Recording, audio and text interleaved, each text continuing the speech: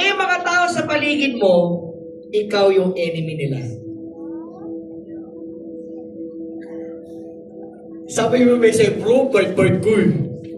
Nandito nga ako sa feast, oh. Di ba? Nag-serve pa ako, nag-worship ako, taas-taas pa ako ng kamay, oh. Ako enemy. Kaya reaction natin, di ba? Ako? Ako pa ba? Di ba? But believe me or not, there are people around you who treat you as their enemy. And yet, listen carefully, they love you anyway. They love you anyway. So today, my dear friends, yes, you may have enemies. And God is teaching us to love them today. So today, my dear friends, listen carefully. I would like you to think,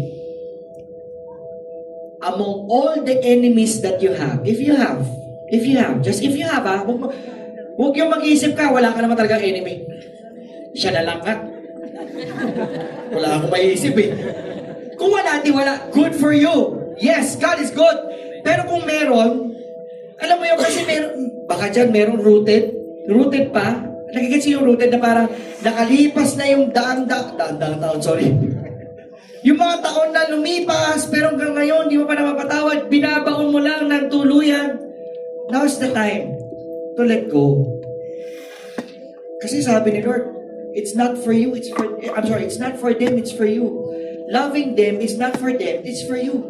Because you want to be at peace. You want peace to reside in your heart. So remove that anger towards the person that you hate the most. So among all the enemies that you have, select one. Just one person. Alam, baka kasi madami. Isa lang.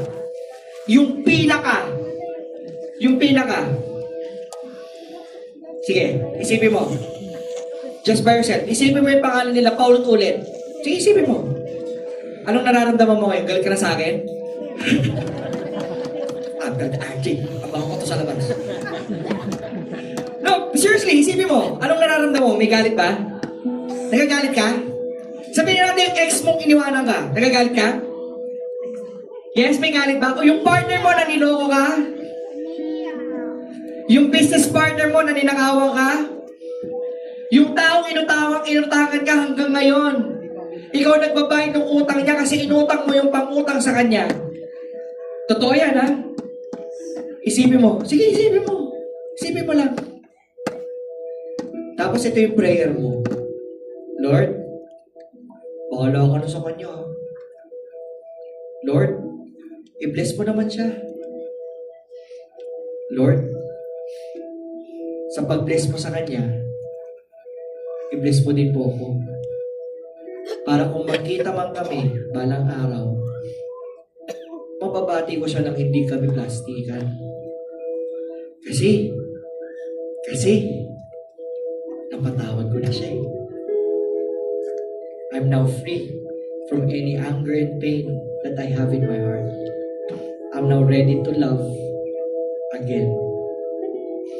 I'm now ready to love like you. So Lord, i-bless mo siya. Kung sino man yan, ha? Lord, i-bless mo siya. Banggitin mo sa isip mo yung pangalan niya, Lord, i-bless mo siya. Huwag sana yung prayer mo, Lord, kunin mo na siya. Kaya ako sinasabi, Lord, i-bless mo na siya. Yun yung sinabi ko, ha? Lord, i-bless mo na siya. I-guide mo siya, Lord. Sana mapalapit din siya sa puso mo. At Lord, pagka-bless mo sa kanya, i-bless mo din po ako. Na yung pag-ibig mo, umapaw sa ating puso. It's difficult to do that right now. But my dear friends, the first thing that you need to do is to choose loving your enemies. That's the first step. Lord, pinipili ko po. Pipilitin ko, Lord, pero pinipili kong magmahal. Pinipili kong magmahal katulad mo. Mahirap, Lord. Pero alam kong kaya ko dahil hindi ako nag-iisa, kasama kita. At kapag kasama kita, Lord, hindi ako mahihirapan. May konting hirap, Lord, yes, kasi kumukontra yung katawang lupa. Pero Lord, alam kong kaya kong magmahal dahil kasama kita. So again, as you think of their names, that one name, because you want that person to be blessed. You want that person to be loved. You want that person to be closer to God's heart. I pray that the power of the Holy Spirit right now is upon each and every one of you, giving you the peace that you need today, giving you the love that you need today, giving you the forgiveness that you deserve, giving you the joy that He has for you, giving you whatever it is that you need in your life today. And believe me or not, no matter what happens, no matter what circumstances, God will never fail you. Amen? Amen? Amen? Amen. Amen. Palampakan naman natin sa Lord.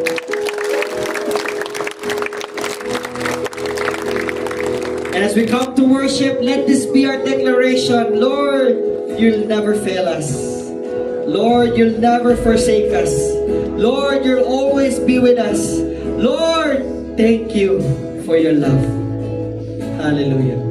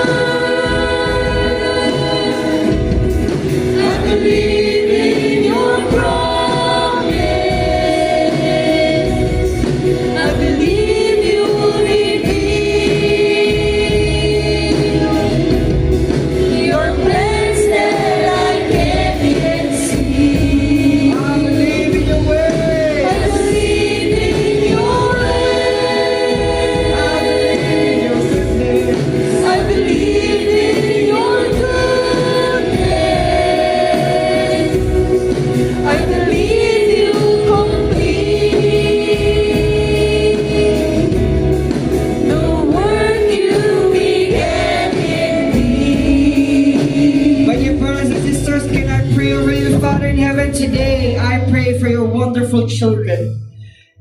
Some of them may be hurt. Some of them may be carrying some pain, some wound, some hatred, some anger. Some of them, oh Lord God, may be anxious about something. Lord God, today I pray that as you open up the gates of heaven, bring forth all the blessings, all the healing, all the miracles, and everything that they need, O Lord God, especially the power and guidance of the Holy Spirit, so that they may be able not only loving their enemies, but loving themselves, O Lord God. How impossible those things, O Lord God. Today, they will let go. Let go of any pain, hurts, wounds, anger, hatred, and replace them, O Lord God, with your love. Replace them, O Lord God, with your peace, with your joy, with your gladness. Replace them, O Lord God, with your guidance in their lives. Lord Jesus, today, as one family, we also lift up to you our dreams, our plans, and our goals. Let this be our prayer. Lord, I receive every blessing, every miracle, and every healing that you want to give to me today. And because of this, I will become a rich blessing to others. Lord, I surrender my future to you. I place my entire life into your hands. I also surrender my family and friends into your care, knowing that you love them more than I can ever love them. I know and I believe that all of these dreams that you planted in my heart will come true. In your time, for your glory and honor and praise. I pray on this with a trusting heart. In Jesus' name. In Jesus' name. In Jesus' mighty name. Your triumph I'll stand. For your glory I'll sing. In every battle, every storm, I declare your victory. Your triumph I'll stand. For your glory I'll sing. In every battle, every storm, I declare your victory. In your triumph I'll stand. For your glory I'll sing. In every battle, every storm, I declare your victory. Oh, I sing your praise. Hallelujah. Death can never hold you down. For the heavens roar. Hallelujah. Jesus, you have overcome. In your triumph I'll stand. For your glory I'll sing. In every battle, every storm, I declare your victory. In your triumph I'll stand. For your glory I'll sing. In every battle, every storm, I declare your victory. Hallelujah. We praise the name of Jesus. Come on, let's make it loud for the Lord. Taas ang kanan kamay. Shake, shake, shake. Taas ang kaliwa. Shake, shake, shake. Tabigin na magkabila. Sabihin mo sa kanya, kapatid. Alam kong mahirap, pero kakayanin natin. Dahil kasama natin si Lord. Amen? Palakpakan natin si Lord. So before we end, my dear brothers and sisters, can we invite all the first time and second time attendees? Come on. We would like to welcome you. Don't be shy,